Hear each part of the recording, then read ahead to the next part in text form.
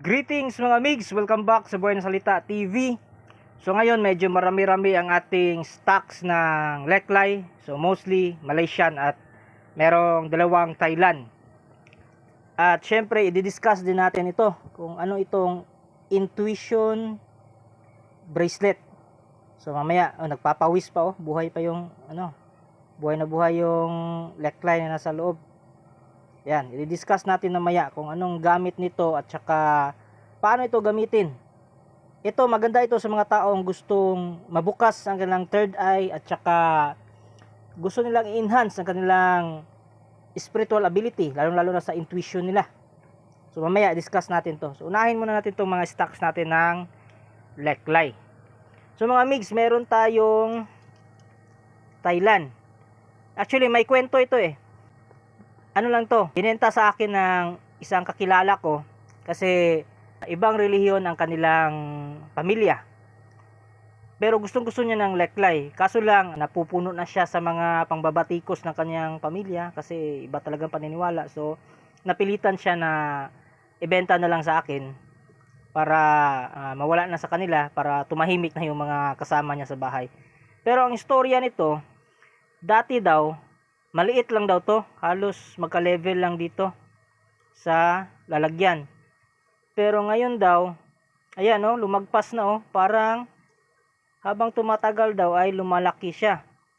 So alam naman yung tao na iba yung paniniwala, yung mga kapamilya niya na iba yung mga paniniwala. So syempre, pag nakakita sila ng ganito na lumalaki, so iniisip nila na gawa ng demonyo. Yan. So yan yung nangyari.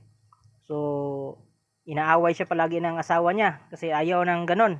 So, no choice siya. Ibinenta na lang niya sa akin. So, ibebenta ko rin ito sa iba.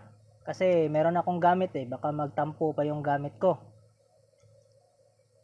So, yan. Sa gusto nito, message lang kayo sa aking FB page na Buhay na Salita TV. Ilalagay ko sa comment section tsaka sa description yung link ng aking FB.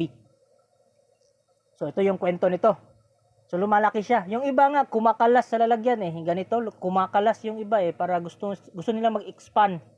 Gusto nilang lumaki, kaya kumakalas yung iba. Sa pilitan silang kumakalas, kumakawala sa kanilang mga lalagyan. Eto, buti na lang yung tubo niya is pataas, hindi palapad. Yan, may mga bilog-bilog pa Eto, may dasal to kasi Thailand to May dasal to. At saka yung sa rainbow natin na Thailand, meron pa tayong isa. May isa pang naiwan. So, ito ay pangkalahatan na kasi rainbow Tapos, may dasal din to kasi Thailand ito. At saka yung old stock natin, meron pa tayong isa na tira. Yan, Malaysian. May pagka-red to sa ilalim. Hindi na masyadong klaro sa camera. Pero may pagka-red to at saka black. So, attraction, pang-attract ng tao at the same time, grounding, protection. So, ito yung mga bagong stocks natin. So, ito, napakaganda nitong bato na nasa loob, yung neckline na nasa loob. Ipapakita ko sa inyo yung video niya, yung sa loob nito, para makita nyo kung gaano kaganda ang pagka-rainbow ng nasa loob.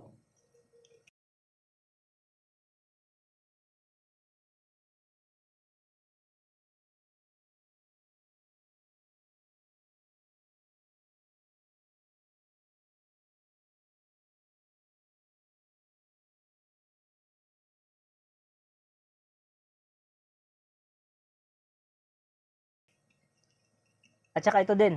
Ito yung mga high quality series natin ngayon. So maganda to. Napakaganda ng kulay nito.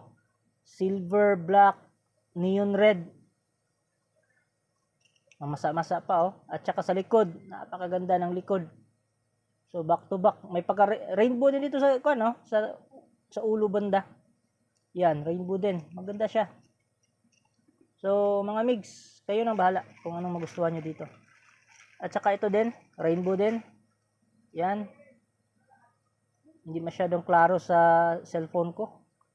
Ayan, yan. Nailawan na. Ayan. Rainbow yan, maganda yan. At saka may pagka purple din, so intuition. Saka may kaunting blue for healing. Tingnan natin yung iba. Ito, Maganda din pagka-rainbow nito. Ipapakita ko sa inyo yung video niya kung ano yung nasa loob.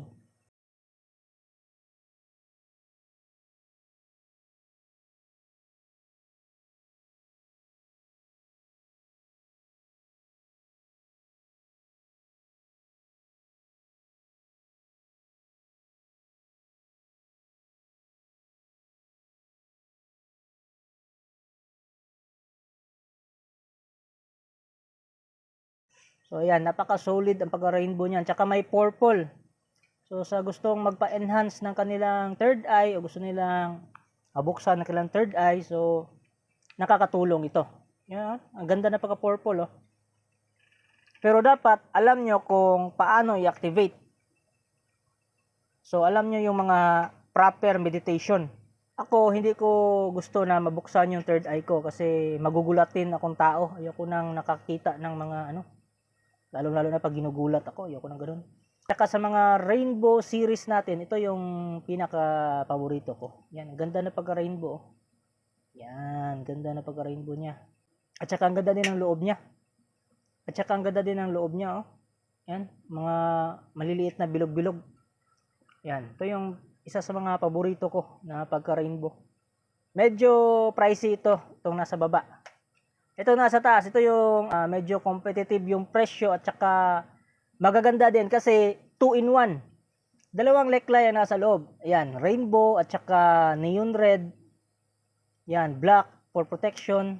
So, napakaganda. Hindi na kayo lugi dito kasi hindi na kayo bibili ng iba pang neckline kasi dalawa na ang nasa loob. May rainbow na at meron ding black for protection at saka neon red for attraction. So, dalawang neckline na. Dalawang aalagaan nyo dito. So, dalawang possible na maging gabay. Ito, isa lang loob. Pero maganda to for negosyo. Kasi kung meron kayong tindahan, so maganda to kasi yellow, may pagka-gold, tsaka green. Yung brown, ano yan, stability yan. So, maganda ito, lalong-lalo na kung negosyo nyo ay regarding sa, related sa mga lupa. So may sand and gravel kayo, hardware ganon. Kasi hardware sa lupa din yan kasi nagtatayo ng bahay, di ba? Sa lupa naman tinatayo yung bahay. So ayan. Sa mga construction. Maganda ito, pampaswerte. Next is ito, solo lang, hindi ito 2-in-1. Pero red. Saka yung likod niya ay black. So maganda pagka red, attraction, pang-attract ng tao. So sa mga negosyo nyo ay online selling, o di kaya social media, mga vlogger, yan. So maganda to, pang-akit ng tao. At saka yung black niya, yun yung for protection niyo para hindi kayo tamaan ng mga evil eye, ng mga inggit. At ito rin, maganda din ito. Rainbow, yan, rainbow sa ilalim, tapos ito, golden. So maganda ito pang negosyo at saka pang protection na rin. So masasabi natin all-in-one. Kasi ang nasa loob nito, dalawang klaseng neckline. So yan. Hindi na kayo lugi dyan. Tapos mura lang. At ito, maganda din ang pagka-rainbow nito. Ito, hindi ko alam kung ano itong puti na nasa ilalim. Hindi rin siya natatanggal. So, hindi ko alam kung ano yan. Baka crystal yan o ano. Pero dito, rainbow to. Maganda pagka-rainbow. Tapos yung base color niya is black. So, protection. Tsaka rainbow yung kulay niya. Yung ability niya is halos pangkalahatan na. Depende na sa inyo kung paano nyo i-manifest yung mga gusto nyo mangyari sa buhay nyo. And then next is ito. Yan, maganda din to. Rainbow yung sa taas. Yung sa ilalim is multicolor. Tapos bilog-bilog pa oh. Pagkalahatan na rin to kasi ayan oh. Kompleto na. Lahat ng kulay nandito eh. Tapos dalawang neckline pa. So, possible na dalawa yung gabay. Hindi kayo lugi. Maganda ito na quality. Yan. Oh, may ano lang, may takip lang dito sa likod para ano siya, hindi siya gumagalaw, hindi siya maalog. Tapos ito, maganda din to. Teka, hindi yata na tinamaan Hindi yata klaro sa camera. Ayan, yan. 3-in-1, tatlong klaseng neckline. So, neon colors, blue for healing, red for attraction, at dito naman gold. Yan, ito sa gilid, gold. Yan oh. Hindi lang basta gold oh, rainbow pala to sa gilid. So may pagka-rainbow siya, tapos sa taas is black for protection. So halos pang kalahatan na rin. So 3-in-1 Leklay. So possible na tatlo ang magiging gabay. Depende na sa inyo kung paano nyo i-manifest. So meditation lang yung paraan. Meditation is the key. So pag-usapan na natin tong intuition bracelet. Kaya ito tinatawag na intuition bracelet kasi ito ay nagpapa-activate ng ating third eye chakra. Kasi itong purple na gemstone na ito ay ito yung nagpapaandar sa ating third eye chakra. Tapos kung naaandar ating third eye chakra, so magiging attractive tayo sa mga spirit. So maaari tayong gambalain. Kaya meron tayong nilagay na leklay for protection. Nagpapawis pa oh. So buhay na buhay. Yan. Meron tayong nilagay na black leklay for protection para hindi sila makalapit. So sa mga tao na gustong ma-open ang kanilang third eye, so nire-recommend ko ito. At saka actually meron akong ganito oh. Yan. Konti lang. Ayoko kasi mabuksan ng tuluyan yung third eye ko. Ayoko nang ganun kasi magugulatin akong tao. Baka pag gising mo kinaumagahan, pagbunlat ng mata mo may imahe sa mukha na may imaheng mukha malapit sa mukha mo, ganun. Ayoko nang ganun. So para sa akin, nilalagay ko siya sa left. Kasi pag left lang kasi, so ina-attract mo ang yung spirit guide. So tinatawagan mo yung spirit guide mo. So, sa panaginip lang kayo mag-uusap. Intuition lang. Ganon. So, yun yung mangyayari. Pero pag nilagay nyo ito sa kanang kamay, take note ha, kanang kamay. So, dyan yun na-activate ang inyong third eye chakra. Pero mag-ingat. Pero, hindi pwede na gamitin to na hindi kayo marunong magpuder. Hindi kayo marunong magbakod. Kasi, pag na-activate yung third eye chakra nyo, so, bukas na yung portal ng katawan nyo. So kaya nga may leklay to para hindi kayo basta-basta mapasukan o masapian, ganon. Pero safe naman siya kasi consecrated naman ito. Hindi ko lang sasabihin kung anong klaseng gemstone itong purple, baka gayahin na naman. So basta ito, leklay ito.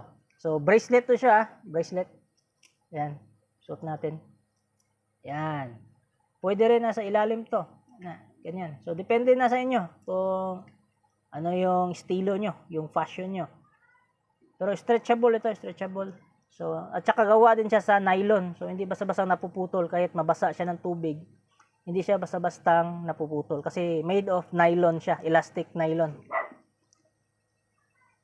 So, itong bracelet na to mga migs, napakaganda nito.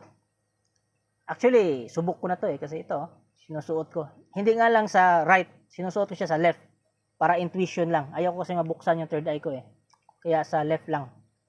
So marami na akong mga panaginip na naliliwas ako sa sa kapahamakan. Tulad ng isang araw na naginip ako ng isang highway. Ito nakakatawa to Kasi nanaginip ako dumadaan raw ako sa isang highway. Tapos lahat ng tao ay nakatingin sa akin. Hindi ko alam kung bakit nakatingin. Tapos kinakabahan ako. Tapos nagising ako. So, nakalimutan ko na yon, mga ilang araw yung lumipas. Nagdadrive ako ng motor kasi nag-ELBC ako ng leklay na binili rin ng mga client. So, pumunta ako sa syudad. Nagtaka ako kasi yung nadaanan ko na lugar, parehong-pareho sa panaginip ko. Tapos yung kaba na nararamdaman ko, pareho din. Kaya, huminto ako. Pinatabi ko yung motor, tapos nagmamasid-masid ako sa paligid. Pero yun, doon pala sa unahan, may mga nagkukumpulang mga motor. So akala ko may disgrasya. Kaya yun, nilapitan ko doon. So kaya pala nagkukumpula yun kasi sa unahan, merong LTO. Although kumpleto naman yung motor ko, kumpleto naman ng papeles, may helmet din naman ako. Pero ayan, siguro binalaan tayo ng ito sa intuition na baka may nakalimutan ako nung araw na yon o di kaya minsan kasi pag malakas yung takbo natin, may mga speed gun sila. So, ano yan, violation yon pag lumagpas tayo sa speed limit. So, buti na lang talaga. So, yan, medyo nakakatawa nga lang yung, panaginip ko. Pero at least natulungan tayo, nagamit natin to yung, yung bracelet na ito. So, mga migs, kung meron kayong inquiry o meron kayong mga katanungan, message lang kayo o pwede kayo mag-comment. So, ilalagay ko sa comment section saka sa description yung link ng aking FB page. So, yun lang mga migs. Kita-kits until next topic.